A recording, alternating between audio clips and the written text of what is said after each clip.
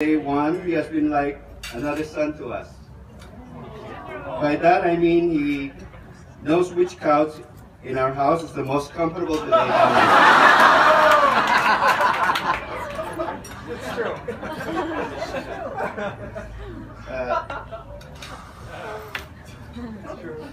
It is my great pleasure to propose a toast to the happy couple. Yes. So could I ask you please to be standing and raise your glasses to the bride and groom. Sure.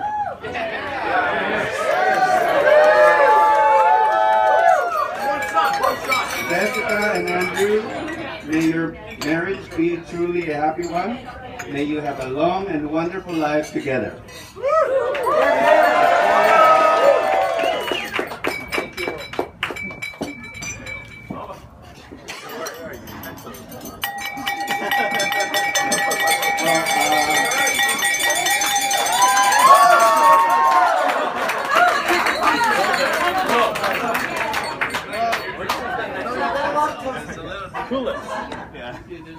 But can everybody just be careful with the table decorations and the flower arrangement?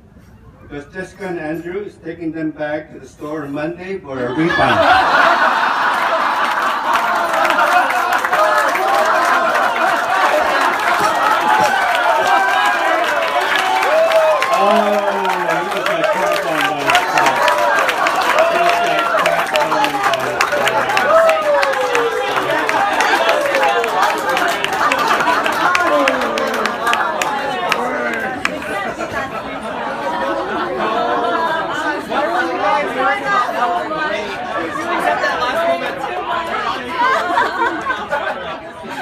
So next we'll have Andrew's parents, Carol and Ian. They're going to give a toast.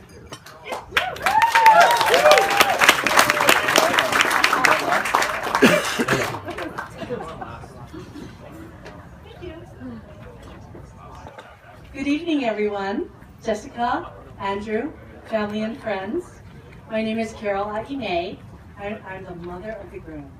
So I can tell you all kinds of stories that you don't want me telling you about. I'm so happy that all of you are here, and so many of you, over half of you, are from the mainland. Or I think one person's from Shanghai as well. Anyway, we're so happy you're here to celebrate Jess and Andrew's wedding. I'm Ian Phillips, the proud father of Andrew, and I'd like to add my welcome to the group as well.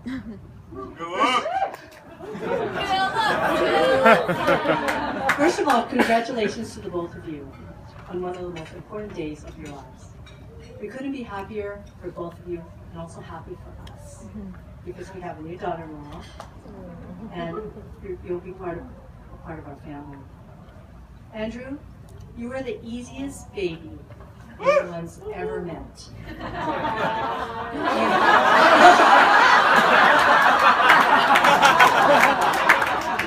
When you were born, you didn't even cry in the delivery room. You just looked around the room with your big brown eyes. That's not to say it was an easy birth, however. Your head was too big. And over the course of 6 hours, you kept trying to come out of the birth canal, and your head was shaping into different forms. So when you were actually born, you came out with a distinct lopsided cone head. I remember distinctly standing at the maternity window viewing area at Kapiolani Hospital, and there were all the bassinets with all the beautiful little babies. And you could see all the mothers going, "Oh, it's so adorable! Oh, look at that one, it's so cute! Oh, look at that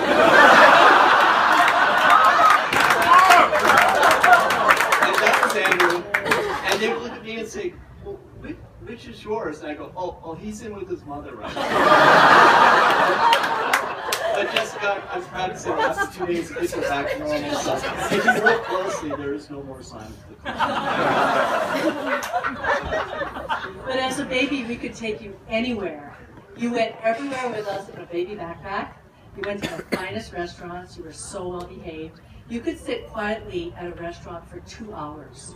You went to Michelle's for lunch. And for those of you who don't know, it's one of the finest restaurants in Hawaii. you would just eat white rice, and you would just take 2 hours to eat that white rice. And all these people would come over and say, "Oh my God, that is the most well-behaved baby we've ever seen." Then when we were 3, the preschool called, and they told us, "We think we have a problem with Andrew."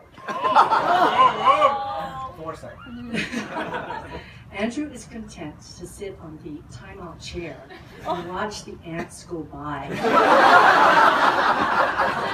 They said maybe he has a learning disability. But you know what? Really, it was an early indication of your personality. Flash forward. You're an engineer. That explains it all. Your dad's an engineer too. Okay, I have a story to tell about a third-year birthday party that kind of illustrated Andrew's engineering skills from a very young age. It was at a park in Kailua, and there were a bunch of 3-year-olds, and the mother decided to play a game where the kids would throw golf balls into a bucket about 6 feet away. And it was kind of difficult for 3-year-olds to do that, so they'd stand back and throw them or drop them in whatever, and about a third of them went in. Everyone went through the process of doing it, and Andrew was the last one to come up. And I remember distinctly, he got up, didn't say a word, went over to the bucket, grabbed the bucket, brought it back next to the golf balls, and go wham, wham, wham. 100%. And that was an elegant, simple solution that foreshadowed his life as a consultant.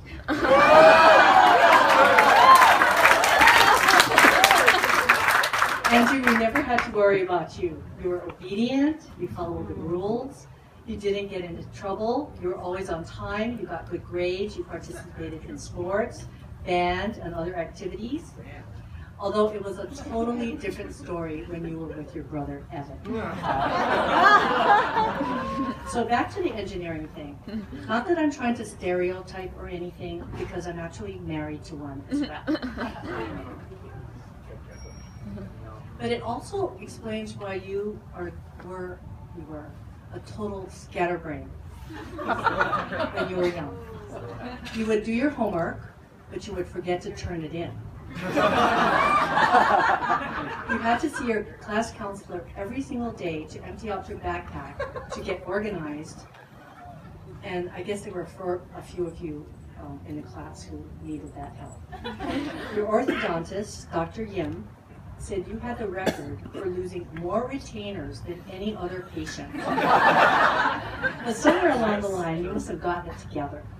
Because I was so surprised that you didn't lose your room key or your wallet while you were in college, or that you managed your water polo club and coordinated team trips to different schools in other states, which involved transportation, hotels, itinerary, and all working around the players' exam schedules. Or that you managed to get a 4-year biomedical engineering degree and a 2-year MBA in 5 years. Or that you and Jess planned this entire wedding with all the logistics so beautifully.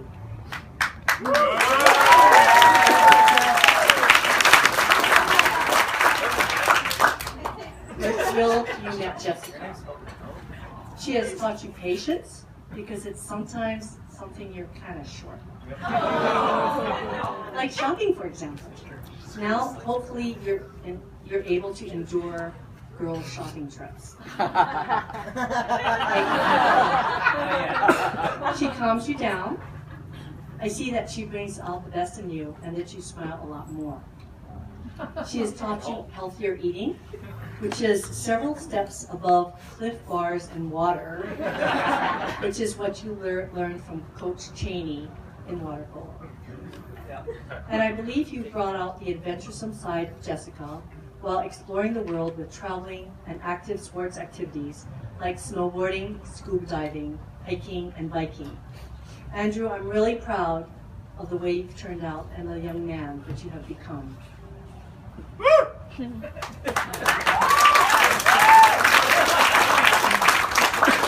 I think Jessica brings a lot to the party too. And I was relating to your parents that when Andrew first brought you over, I looked at you and I thought, this is a keeper. Locker room. The first time you came to Los Angeles, I remember you came to dinner at our house. And you walked through and you saw the grand piano sitting in the living room, which we hardly ever play. And I asked you, well, do you play? And your answer was, well, I used to play 5 years ago. And I said, were you good? And she goes, no, I was okay, but, and I encouraged you to play that evening. And you had every excuse, but I didn't let you off the hook, if you recall. And eventually, Andrew pulled up the music for Chopin's Fantasy Impromptu on his iPhone, and you played flawlessly after 5 years. And I was absolutely blown away, and I still have that video. And that was my first recollection of you as a talented, humble, beautiful woman.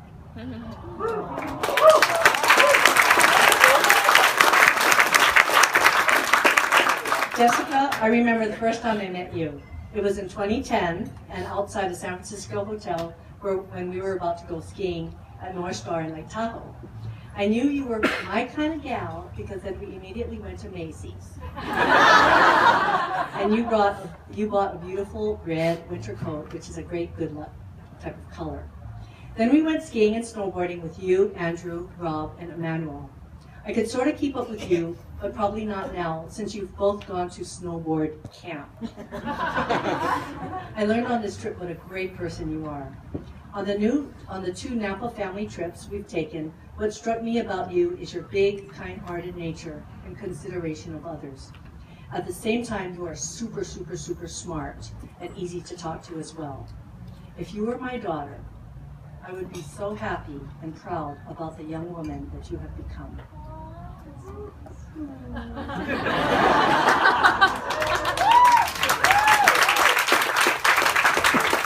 Andrew and Jess, I've also had the honor of meeting many of your friends over the years, and you can often tell something about a person by the friends that they keep. You have very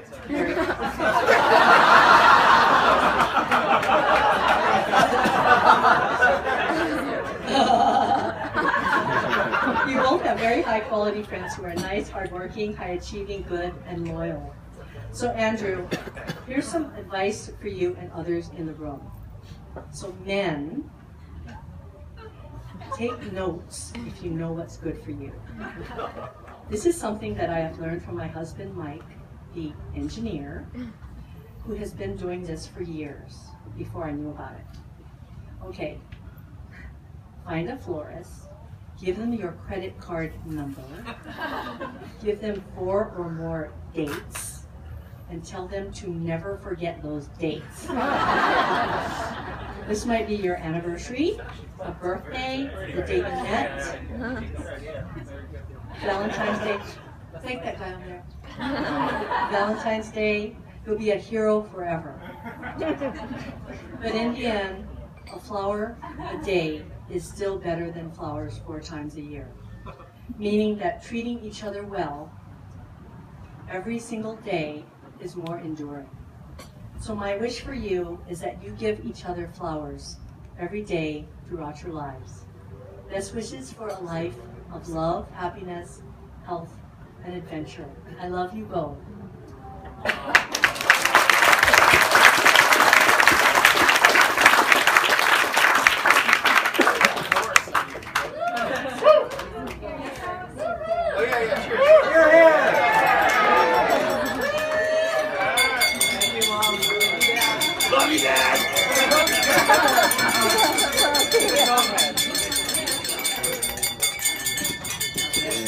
All right, put your hands together for Carol and Ian.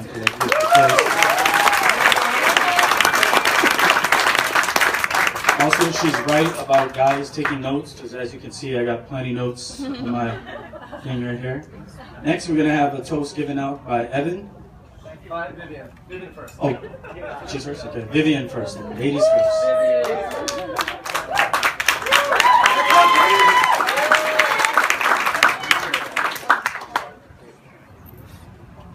Hi, for everyone who doesn't know me, my name is Vivian, and I am Jessica's maid of honor and roommate, aka her wifey. And I'm going to try to get through this without crying for like the millionth time today. Don't fight it. Yeah. First of all, I'd like to thank everyone for being here for this day. And I'd like to especially thank Jessica and Andrew's parents for raising such amazing people.